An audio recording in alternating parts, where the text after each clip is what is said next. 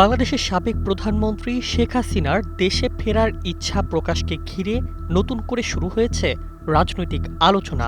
সম্প্রতি আন্তর্জাতিক সংবাদ সংস্থা রয়টার্সকে দেওয়া এক সাক্ষাৎকারে শেখ হাসিনা জানান, তিনি আগামী ডিসেম্বরে বাংলাদেশে ফিরতে চান। দলের শীর্ষ নেতাদের সঙ্গে দেশে ফেরার ইচ্ছার কথা জানিয়ে তিনি বলেন, নিজের জন্মভূমিতেই জীবনের শেষ দেখতে চান।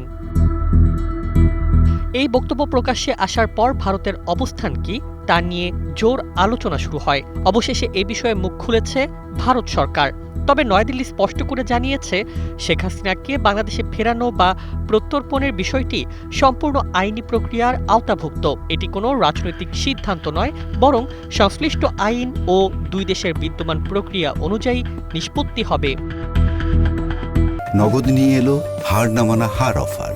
সর্বনিম্ন 10,000 টাকা রেমিটেন্স নগদে পাঠালে থাকছে স্বর্ণের হার জেতার সুযোগ। বৃহস্পতিবার নয়াদিল্লিতে ভারতের পররাষ্ট্র মন্ত্রণালয়ের নিয়মিত সংবাদ ব্রিফিংয়ে এ বিষয়ে প্রশ্ন করা হলে মুখপাত্র রণধীর জয়সওয়াল সরাসরি শেখ হাসিনার সম্ভাব্য প্রত্যাবর্তন নিয়ে মন্তব্য না করে বলেন, যে কোনো প্রত্যর্পণই একটি আইনি বিষয় এবং তা আইনি প্রক্রিয়াতেই নিষ্পত্তি হবে। একই সঙ্গে তিনি জানান, শেখ হাসিনাকে ঘিরে ভারতের অবস্থানের কোনো পরিবর্তন হয়নি। উল্লেখ্য, 2024 সালের 5 আগস্ট গণ অভ্যুত্থানের মুখে বাংলাদেশ ছেড়ে ভারতে যান শেখ হাসিনা। এরপর থেকে তিনি সেখানেই অবস্থান করছেন। এদিকে জুলাই গণ অভ্যুত্থান সংশ্লিষ্ট মানবতা বিরোধী অপরাধের মামলায় আন্তর্জাতিক অপরাধ ট্রাইব্যুনাল তাকে মৃত্যুদণ্ড দেয়।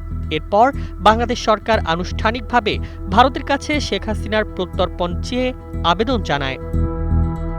তবে ভারতের সর্বশেষ বক্তব্যে স্পষ্ট হয়েছে, নয়াদিল্লি এই বিষয়টিকে রাজনৈতিক নয়, বরং আইনগত প্রক্রিয়ার মধ্যেই দেখতে চায়। ফলে শেখ হাসিনার দেশে ফেরা বা তাকে প্রত্যর্পণের প্রশ্নে এখনও কোনো চূড়ান্ত সিদ্ধান্তের ইঙ্গিত দেয়নি ভারত। একই ব্রিফিংয়ে বাংলাদেশে ভারতের উন্নয়ন সহযোগিতা নিয়েও প্রশ্ন ওঠে। কিছু প্রকল্প বন্ধ হয়ে যেতে পারে এমন আশঙ্কার জবাবে রণধীর জয়সওয়াল বলেন, দুই দেশের উন্নয়নমূলক সহযোগিতা পারস্পরিক আলোচনার ভিত্তিতেই পরিচালিত হয় এবং সেই সহযোগিতার ধারাবাহিকতা বজায় থাকবে।